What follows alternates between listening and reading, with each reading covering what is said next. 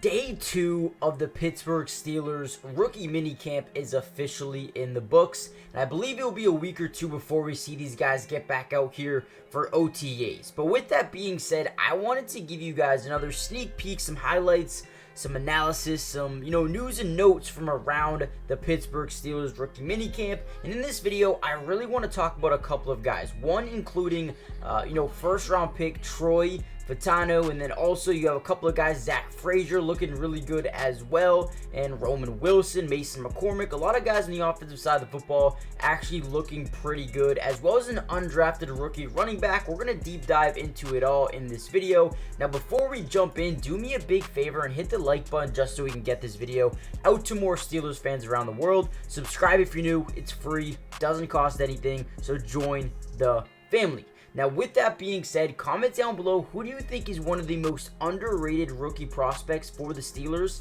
Is it a guy like Peyton Wilson, Logan Lee, Ryan Watts, or whoever you may think? Comment down below. But with that being said, let's dive into, Troy Fautanu and how he's been looking so far in rookie minicamp.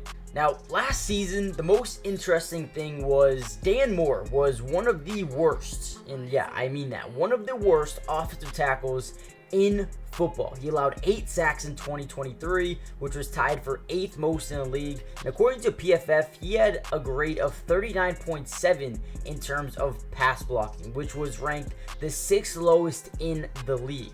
So earlier this offseason, heard a lot about, Roderick Jones maybe playing the left side of the field or left side of the offensive line just so he can help protect the blind side of Russell Wilson. Now, over the past few days here, we've kind of seen that come to fruition with a guy like Troy Fautanu. Obviously played a lot of left tackle back in college, but we'll have to learn how to flip sides because, footwork is so important, especially if you go from left to right. It's kind of opposite, right? Now, you talk about the versatility of the O-line, it's important. If Broderick Jones can play left or right, that's huge. But also if Troy Fautanu could play left or right, that's also big in itself as well. So I think they're going to work him a lot here at both left and right tackle, but right now I think there's a lot of changes going on. He played left tackle for a left-handed quarterback at Washington. He used to being on the quarterback's front side. He's also a bit shorter, has slightly shorter arms, therefore he's a little bit easier for a quarterback to see over. So I actually do think he'd be a better fit on the right side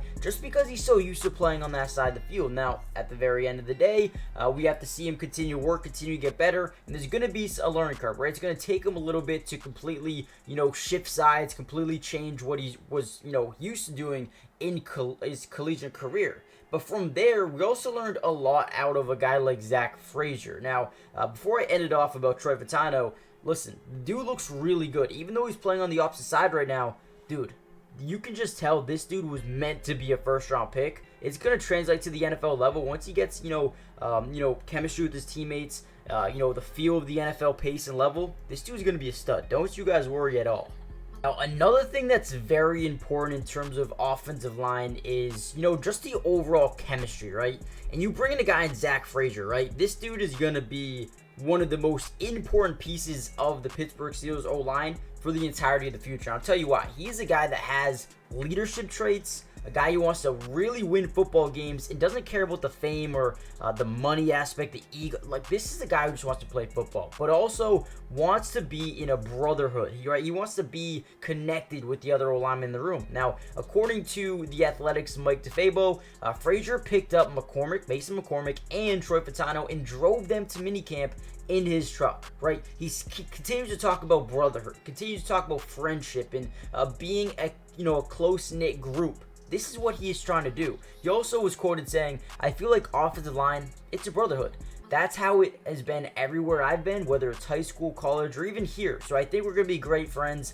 I can already tell. Now, this is huge news for Pittsburgh Steelers fans around the world because, listen, when you have an offensive line who really likes each other, who really knows how to play with each other, know where each other are going to be, when they're going to be there, how to help if someone needs help, this is going to be massive, man. I'm telling you right now, building relationships, building friendships on and off the field, make guys play better together. And the cohesionness or the cohesion among offensive line means more than anything, right? So I do think that Zack Frazier, not only his play is going to be, good enough for a day one starter, but also what he does off the field is going to be almost just as important. And with 3 rookies coming in, all basically competing for a role, all these guys are going to have similar experiences. They're going to, do the similar things in terms of, mentally getting into the playbook and learning each other. And then once the veterans come in, these guys are already going to have that connection, right? And then they just have to translate it to the other guys, the veterans, right? So listen, they all have to learn together. They're all in the same boat right now. They have to do the same things. They're going through it together.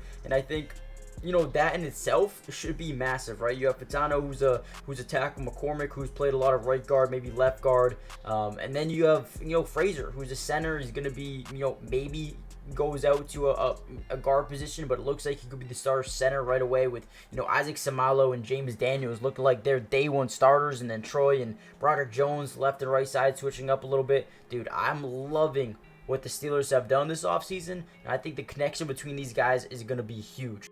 Overall, day 2 was most definitely a success for the Pittsburgh Steelers. On Saturday, worked a lot on, run and pass blocking.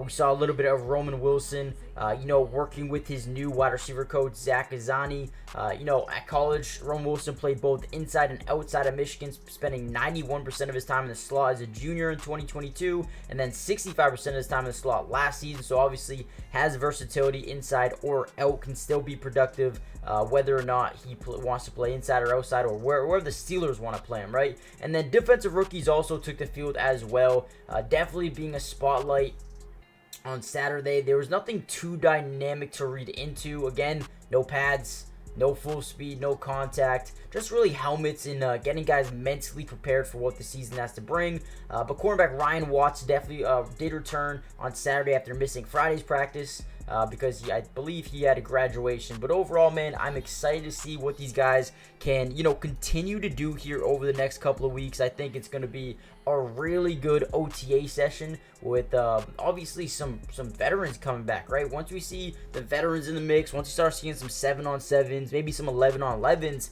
that's when things get really, really fun. And I know a lot of people think don't look too much into rookie camp and OTAs and whatnot, but, look at Corey Trice, man. Last year, Corey Trice started off rookie minicamp really well, and then suddenly he looked like he could be a starter coming into the season. Obviously, he had an injury at the end of training camp, which forced him to be out the season. But man, yeah, first impressions do mean a lot. And when you see a guy like Roman Wilson and Zack Frazier, and even a guy like Troy Fautanu really making progress, really getting better, it just goes to show how good of players they can be, and if they continue to develop, man, the future is extremely bright here for the Pittsburgh Steelers, man. So I'm excited. Let me know what you guys think in the comment section down below. Hit the like button, subscribe if you're new, join the family. It's free, doesn't cost anything. More Steelers videos are going to be coming out through the next couple of weeks here as we break down more minicamp, training camp, and everything you guys need to know. So I'll see you guys soon. Peace.